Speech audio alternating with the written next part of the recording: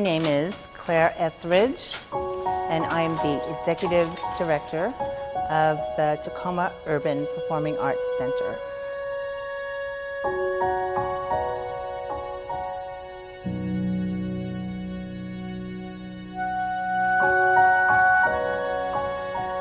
The purpose of our mission, of why we are here, is our co-founder, the late Cabby Mitchell III, and I saw there was a great chasm in art education, particularly ballet, for children of color and children of marginalized financial means. We saw a need with local schools, institutions where children were not celebrated for their individuality, who they were. Children of color were wearing pink tights, which doesn't really look good on dark brown skin. Doesn't give a uniformity. They were told their hair was not correct, so they had to straighten it and wear it in a certain bun style. They were not getting corrected. Children who were studying ballet 5 years were still, their technique was horrible. And we really don't think it's something that these teachers set out to not teach these children properly. We just think it's something that's systematic, that people don't realize that these children are not getting the same benefits. And straight down, point more to the side, it's harder. And where's your tight fifth? And one. I think starting this organization here, where we are in the middle of a very diverse community down here, that makes a huge difference. When I walked into my first class here at Tupac, I had 6 little girls and 1 little boy, and they were all different ethnicities, and I didn't have 1 white child. And that's a big deal because I have never experienced that. Even training, you know, it's very Northern European. So we're hoping that having this here in Tacoma will really just expand people's idea about what it is to train in ballet, what you learn from it, that everyone is accepted and everyone can be taught and accepted in this art form. Classical dance training teaches a lot of life skills and life lessons that dancers can carry with them throughout their entire life. For youth, it teaches them self-discipline, self-care. It teaches them how to be a team player, but most importantly, it teaches them how to be a solo player when there isn't a crowd behind them cheering them on. Dancing also instills grit, and I like to quote a social scientist, Angela Lee Duckworth, who defines grit as stamina, so the ability to run the marathon versus the sprint in life, and also the ability to set goals and reach those goals. But most importantly, grit gives us the ability to face challenges, and then to face those challenges, focus, and work through those challenges to continue on in our path of reaching our goals. We work with people who are students, as I said, marginalized. Well, Talia is marginalized in more than one way. She's black, and she has physical disability. Or no, not disability, challenge. She is physically challenged. And this child has come above that.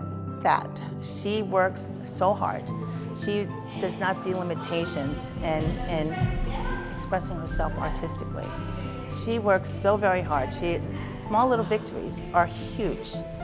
And when I see this child in class, and she's beaming. She's in a special program called the Academy, where it's more focused, highly focused, children who are able to focus just a little higher, on a higher level. And Talia excels. My right foot is a club foot, so it like turns out, and then it's hard for me to dance, so it's a challenge. I think that I can learn more from them and see if I can do the moves that they do.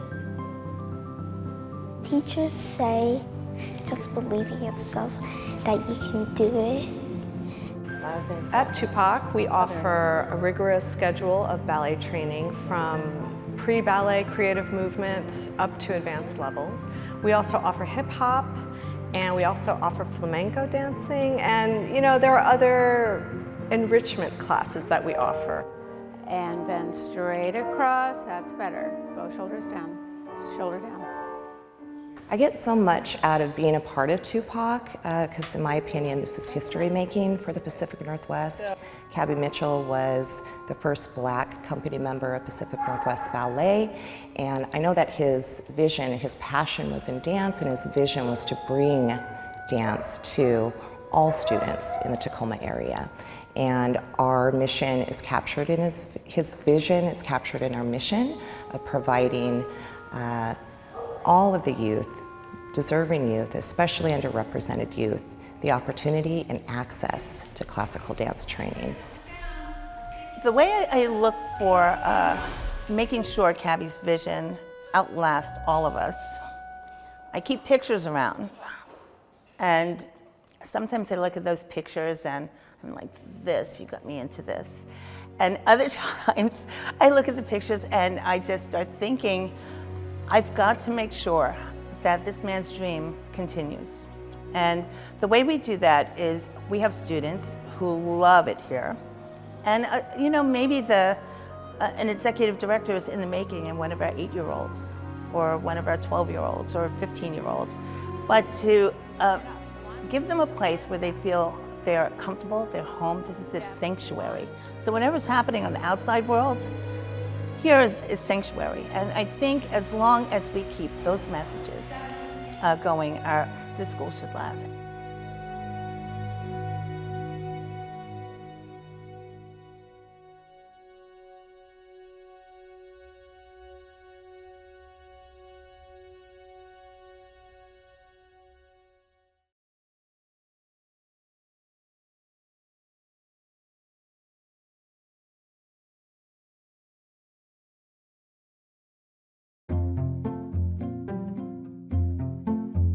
I'm Sarah A. Chavez, and I am a writer, primarily in poetry and creative nonfiction and multi-genre writing. One of the reasons that I chose this space is because when I first moved here, I live not terribly far from this area, and my partner and I were going for a walk, and I saw this wonderful, strange sea creature in the air. And I was like, what is that? And so we went to investigate, and I just thought this park was magical. There are these like sea creatures on sticks and hilarious giant Fabergé eggs that are so colorful, and there are books on a little mural on this bench, and I just thought, like, this is the place I have moved to, this place that has this little piece of magic and fun in the middle of, a very working class area. And it felt in that moment to be like a heart of Tacoma maybe, and I felt very good about my move. I write while I walk. I take regular walks. I walk to my job at UW-T, so I cut through here maybe 4 days a week, and I'll stop and swing. and write on my phone, and then sometimes I'll stop and read. It's often, especially if I come after school hours in the later afternoon, it's relatively quiet and there are people walking their dogs, and so it's just sort of this almost like midway point between work and home. That's my time. To have the community garden next to the park, next to the school, close to the university, in this working class neighborhood, it's all of the things sort of integrating with one another. There's no separation, there's this connection. Whereas in a lot of other spaces, you would have the university really far away, or you'd have schools sort of isolated. But here, there's just this intrinsic connection, which I think shows a unity for Tacoma that is unique.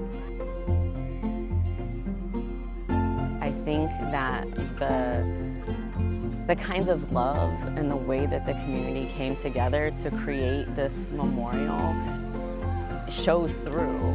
I think that sense of like unity comes together here.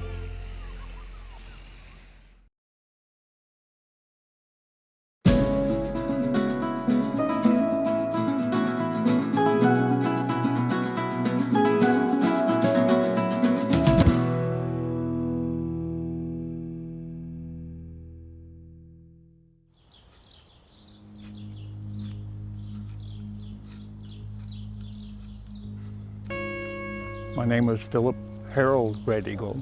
I'm named after my father and my grandfather and my great-grandfather. His name was Wambadi Duta, which translates Eagle Red, which got translated to Red Eagle.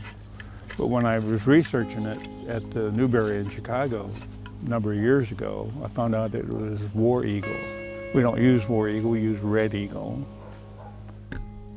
I think my first art was probably in high school. I wrote a sonnet.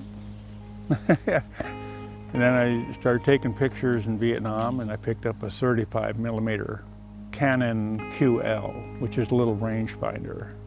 And I carried it around with me. Other guys called me Picture Man. Picture Man, here's the Picture Man. And then I didn't have any real contact with art until UW, University of Washington, Seattle. I took a carving class with Marvin Oliver. And I got so interested in art that I started taking art classes. And I'd finished a degree in journalism already, so I shifted over to art. Well, as a political act, I started the Raven Chronicles, more from the journalist point of view, as a trained journalist. At the same time, I was processing Vietnam. And so I wrote a short story, which I published in the Seattle Arts Commission newsletter. I was honing my photography, and I was honing my writing skills. And the original manuscript was short stories. Well, the publisher wouldn't publish short stories. So I had to sit down. It took me 4 years to rewrite it into 2 novellas, which are fiction. And the material came from my own experience and from the experience of this vets group that I was in. 92, I met my friend Tom Heidelbaugh, who got me interested in the cultural movement. He was dying of cancer, Tom Heidelbaugh, but he wanted to have this legacy of bringing culture back. So he was just feeding me, and I was just empty, being filled up. Most Native people the bulk of them are urban, and we were raised urban in public school systems, my age. You know, my mother and father went to Indian school. So we were basically cut off from our culture, but it created an absence, because here we were walking around as Native people, not white, and not black, and not Asian, very little identity, very little cohesion. And so we missed being who we supposedly were. So we wanted to, in 1978, of August 1978, Congress passed the Native American Freedom of Religion Act. It took a while to catch, but by the late 80s, early 90s, we're kind of reaching in. Some of the reservations had already been involved. They'd been secretive about their culture and hid it, so they had more access to it. So they adjusted fairly quickly. But a lot of the urban people like myself didn't adjust very well. We saw the absence, we felt the absence in our own selves. We stumbled upon the answer for our process. We wanted to have a process which was guided, basically, in a way, by philosophy or, tradition. But we didn't know how to do it. And then in '93, we discovered that we needed to reintroduce ourselves to ceremony. And everything would be ceremony. It would be a ceremonially and guided process of re-education into our cultures. And we started using the canoe as the vessel for that. Our first year in '95, we had 3 canoes and 50 people in our program. The next year we had nearly 300 people and 7 canoes. And in '98 we had 21 canoes and 1,000 people. And so now it's up to about 124, 25 canoes and 10,000 people. And it's spreading, because we have Maori people here, we have Japanese people, Filipinos, East Coast Indians are coming out and experiencing it. It's just amazing to watch the kids pick it up and they're already speaking. They're being told, Salish, taught the Salish language or their own home languages, wherever they're from. And they're just jumping into it. They're just folding into it. It's not even an effort almost. It's just they're there and they're in canoes.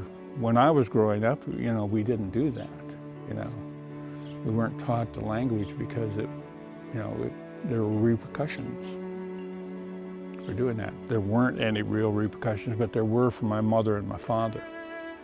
And they were physically abused, for that. And my dad's a fluent speaker, or was a fluent speaker. And he used to speak all the time. And then we'd go back to Montana and all the aunties would speak. So I learned how to pick, I could understand it, but I didn't speak it myself. The Dakota language, my father's people. My role with the canoe movement is having established this pattern with Tom back in the 90s and doing the ring ceremony, the copper ring ceremony. It's a contract ceremony for how we're going to conduct ourselves on a canoe journey. And it's very precise and covers a lot as well, the 10 rules. So I do that. I've done about several hundred ring ceremonies with one person to up to 400 people. And I've made about 8,000 rings. I've been doing it for 25 years now. Because we want to keep the balance in the process. So people don't get away with thinking that they're not rules. There are guidelines. We're carrying on the influence of a lot of people in the 80s and 90s and who had all of these reculturation processes in emerging out of culture. And we had to put it back together and fold it back together again. And Tom was dying and it frustrated him so much that he wasn't going to be around. So we had that conversation. I said, we're all going to die, and what we're doing is going to take 7 generations to do. We'll all be long gone by the time we reach that point at which we can say, yes, we have a culture, and we're bicultural. Just to get to bicultural, it's going to take 7 generations because of the presence of non-native people. And you're not going away. I don't think you are, unless you all go to space.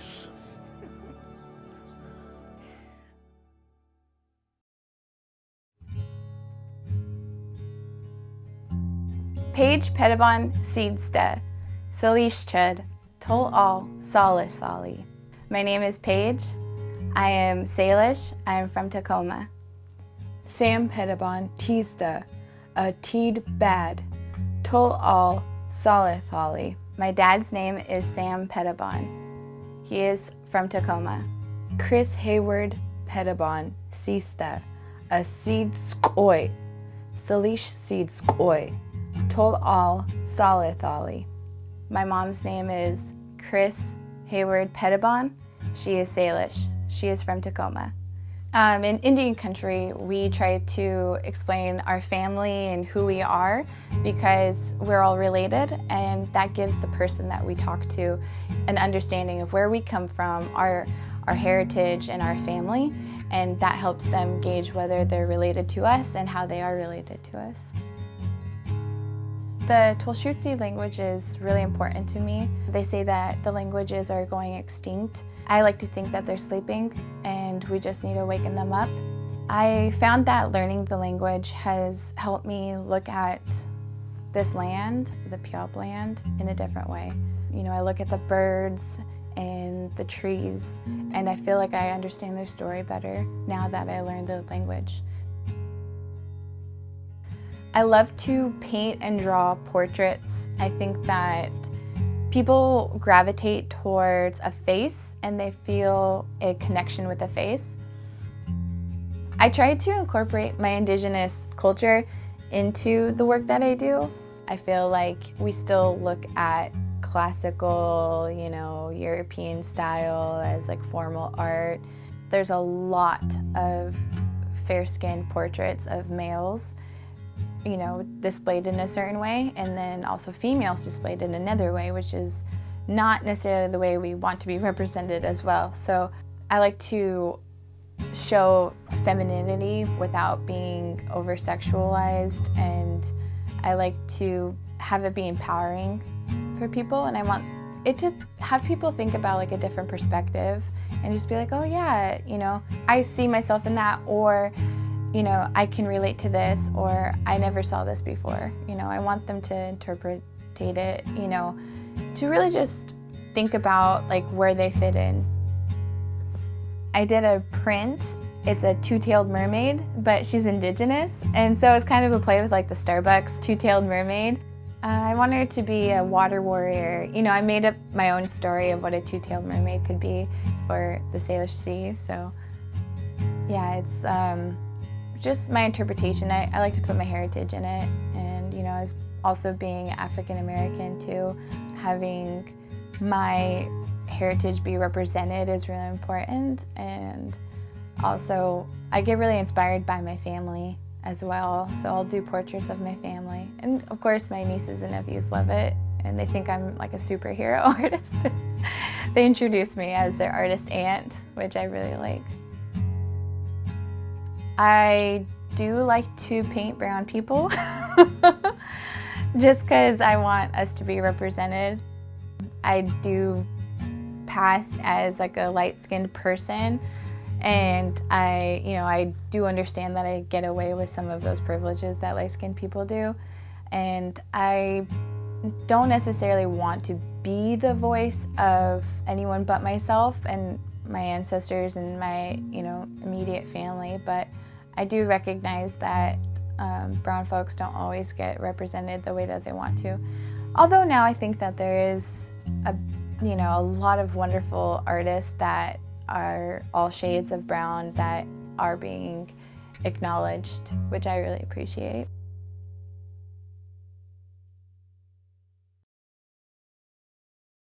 Yeah, so we met at Tacoma Studio Tours here at Alma Mater, and that was a really good weekend for me. I noticed how captivating you were. I don't think people get to see wood carvers that often, and to see a carver in a space like this, I think people were just really captivated by you. I actually wanted to make my first paddle this year.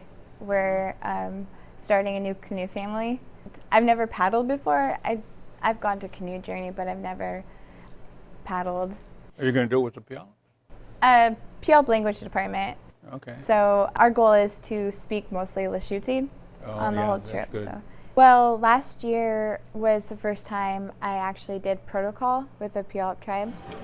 So protocol is where we're dancing and we're singing, and we give gifts to different tribes that host us and have us for the evening. And Puyallup hadn't hosted in about 20 years, was it? Do you know? 1998. Yeah. Yeah. 20 years. 20 exactly. years. Yeah, I think we had 11 canoes back in 98. And how many Big was it? difference now is 124. Yeah.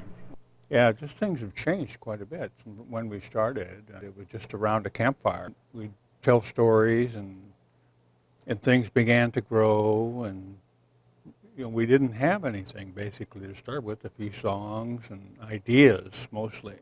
The young people, the kids just pick it up and they run with it, and so it's normal for them.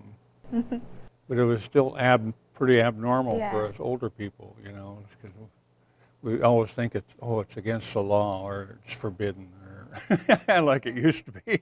Yeah, my mentor told me to always keep your paddles wet because they once dried out, and we want to keep them wet, so let's keep those traditions alive. Yeah, I'm glad all of those traditions came back, and all those songs. We had a few of the older songs, but in the late 90s, a lot of the young men and women were creating new songs, and that was the beauty part of it, was the new songs. The young people, that's what it was supposed to be about for us. Not just bringing back the old, but creating a new way of life, a new way of living.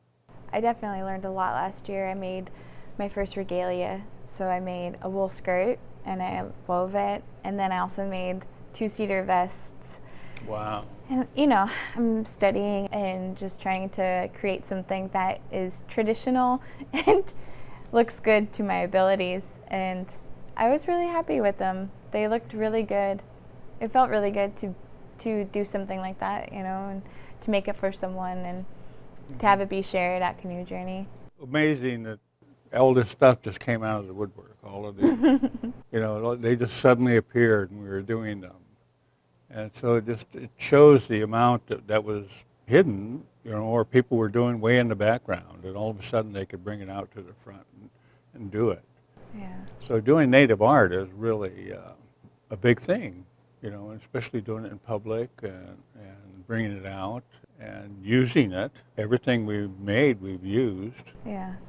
That's why, you know, I don't make wall-hanging paddles, even though some of them wind up that way. Yeah. I like them to go into the water. So I say, take it out of the water and rub it, you know, slosh it around in the water every once in a while and oil it up every year. Yeah. There's kind of like this moral dilemma of like, who am I making art for? Who understands the value of the materials that I'm using, you know? So I always have that dilemma of like, you know, making stuff for, you know, someone who is going to appreciate and understand the story of where it came from. Mm-hmm. Especially the story. Story is really important with everything. It is, yeah. And that's what this is all about. It's about story. That's what these beads are for. They're about story. That one bead, you should be able to pick it and be able to tell this very long story about how it was that year when you did it.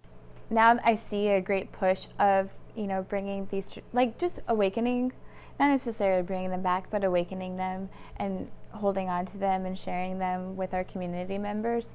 Learning the language has really helped me see the value in that. I mean, it doesn't translate perfectly. Tulshutseed in English doesn't translate. Yeah. My mind thinks only in Tulshutseed sometimes because it doesn't translate. Yeah. And I think about the people that, you know, put these traditions before me, and now I have it, and how I need to strengthen my skills, and so I can pass those on. Right. Yeah, that's good. I think it's, as we go through the generations of recovery, we're going to see more beauty coming out. More, you know, the young people are going to be more in that direction. They're going to be more in line with that than we were, because we were basically way outside of it. And getting it back it's been a dream, because I remember growing up here how empty it felt. Because here we were supposed to be Native American, or Indian, as we used to call us back then. Yeah. And not being Indian, just being a different person of color. Yeah. And now we're going to be able to say, yeah, I'm still a you know, my grandfather was this person. And we talked about it coming back in 7 generations. At 7 generations, we would actually be bicultural. Would be Americans on one hand and natives on the other. We're nowhere near it now. You know, we're like urban Americans and, you know, and a little slice of Native America over here. Yeah. And I really want to go back. I really thought about those days of what it would be like, and wondering if we'd still be around, if human beings would still be around in when those 7 generations are complete. Yeah. Well, I'm glad I'm learning this from you. Very interesting to talk to a much younger person. Yeah, and I want to thank you too, like, for taking your time and your words and being really thoughtful with what you say, and for all the work that you've done. You know, like for someone like me, like I don't take that for granted. Good. You know, that the people of your generation, you know, have really paved the way for people like me. I wanted to gift you this. I made that for you. Oh. Beautiful. Thank you. It's a little pseudo bow. You caught me. I don't have anything. That's okay. You gave me your words. Yeah, it's beautiful. Thank you.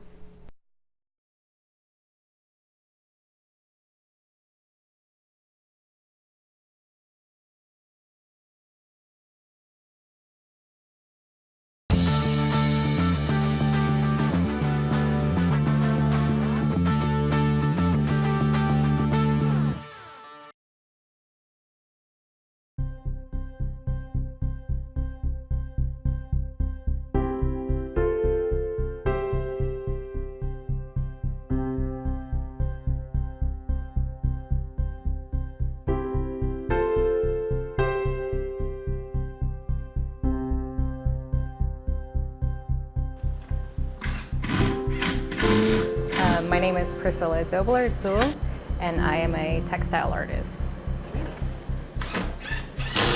My studio space is in the E9 brewery. I am upstairs and the brewery is downstairs. I'm in a little corner, but I have lots of natural light. It's a wonderful experience because there's constantly people here for me to talk to take breaks, but also the aromas. I'm really drawn to smell, and so the aroma of just things when they're, hops, or they have the fruits coming in, when they're making ciders. So it's nice to be in an environment where it's just a lot of different activity going on and different people I get to meet constantly. My studio, I believe, has a very beautiful history and architectural design. I'm drawn to the ceilings and the roof, and sometimes to take breaks, I just lay on the floor and look up and just stare at the walls or whatever it is. I mostly work with weaving and woodworking. I'm really interested in incorporating my Scottish and Mayan ancestry and culture of textile work into my own personal work. The relationship and parallels between my textile work and paintings all pertain to growing up in Mérida, Yucatan. I would watch my grandmother weave hammocks as a child, and then at the same time hear these stories that would be told during that process, or my grandfather's storytelling. And they always encourage us to paint and always encourage us to work with art. And then we would go to the Mayan ruins and pyramids and then look at all this beautiful detail carvings and artwork. And for me, I've always felt that the textile history and painting history pertain to each other in storytelling and how oral story is kept alive. So as a textile artist transitioning to painting, it's always been very simple for me because painting is my background. That's where I studied in Florence, fresco painting. I've been doing watercolor painting with my grandmother since I was 9. It's always been easy for me to pick up a paintbrush and mix colors. And the transitioning is very simple because even when I'm picking cotton thread, I've noticed that there's a very big similarity between my sculptures and the colors I use, also within the paintings that I use as well. It's very bright and colorful. So I see myself here being able to create more paintings, and especially a lot of these paintings that tell a story that are in series of 3 to 5. So I do foresee myself staying here for quite some time and trying to produce as much work and taking advantage of the space while I can. But like everything, as your work continues to grow and as the objects become bigger and bigger, it becomes an issue of how much space you really need and how much do you have access to. So I'm hoping to just be able to continue working here as much as I can and taking advantage of all the resources I have here before I start expanding into even larger paintings.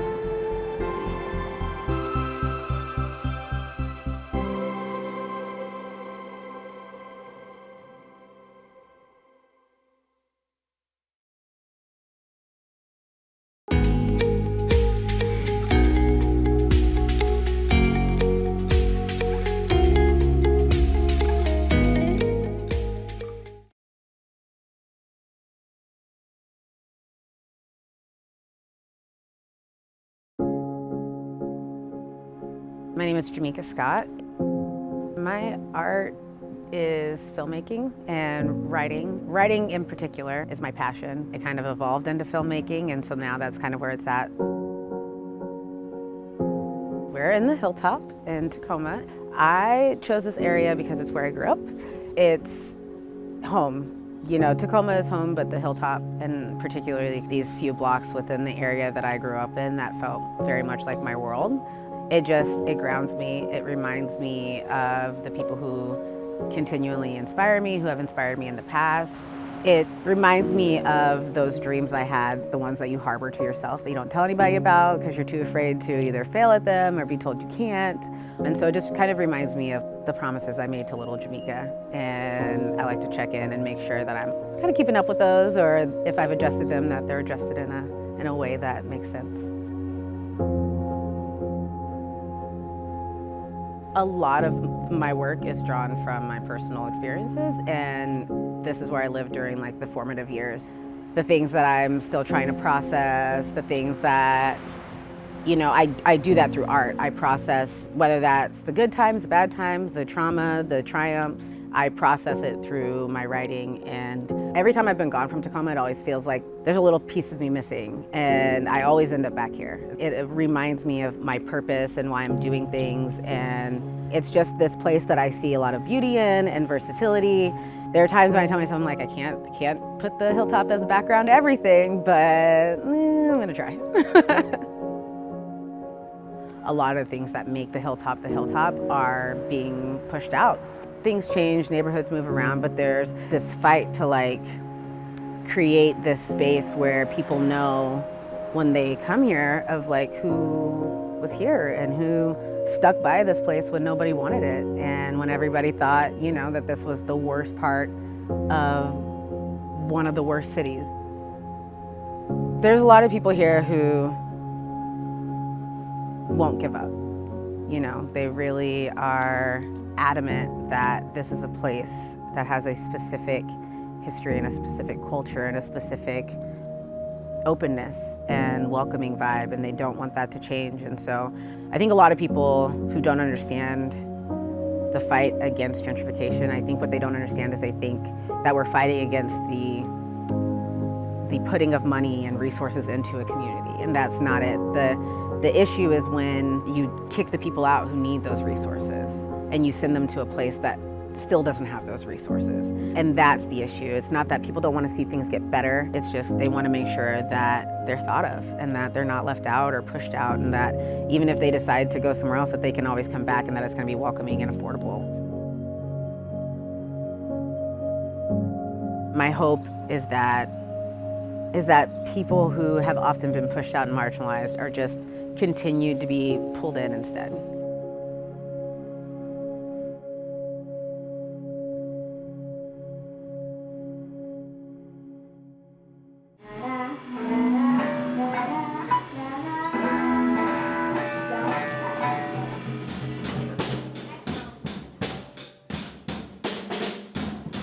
Tacoma Girls Rock Camp started about 3 years ago.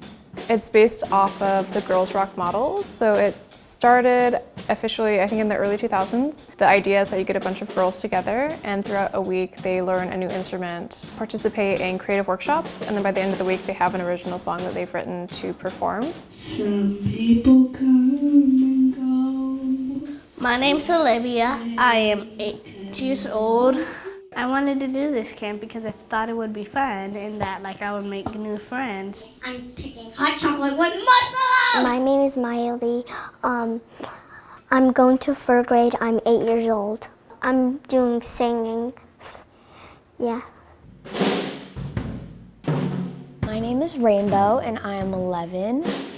I was gonna do vocals and then I realized, well, I kind of want to feel what I want to do, and so I wanted to kind of step out of my comfort zone. My name is Stacy, and my name is Becky. So our program is designed to encourage girls to be vulnerable with one another, to be creative, which in and of itself I think is being vulnerable. With the zombies in the sky. Being silly, being able to be excited and not so self-conscious, or being able to work through that self-consciousness to come up with something that's authentic. You have to take big responsibilities when you're in a band, especially when you're the leader. Are you the leader of your band? That's so unhealthy. I'm getting hot chocolate with marshmallows. We're still getting it. Today I hope we'll not do any fighting, no crying, and just get along. Lou says, I want to have fun, not fight. I need a break to turn the bass down. Having those bands, it creates a bond. It's really just fun to be here because of the people, because you kind of have something in common to hold a bond. Creative process is totally up to the students. They create their own song, they come up with the lyrics, they come up with the melody, the drum beat, the logo. We want to give them room to explore their creativity. We don't want to stifle what ideas they could come up with. And it's really about them kind of finding themselves. So we try to give them as much space as we can. The challenge is to write your own songs and figure out the keys to the songs and the bass and the drums and everything. We have our own bands and we get to choose our own beat, own lyrics, like own everything. So we get to kind of create what we want and what like feels good. Ooh, turn up the red one. They don't have to have any previous music experience, although some do. Usually it's on a different instrument, but we give them the basics. We try to give them as much information as they need to write a song. For some, you can imagine the younger kids, it's going to be, no matter how hard they try, it's going to be a punk rock song. For the older kids, they have more control over what that might sound like. But we're really just giving them the basics to create a song.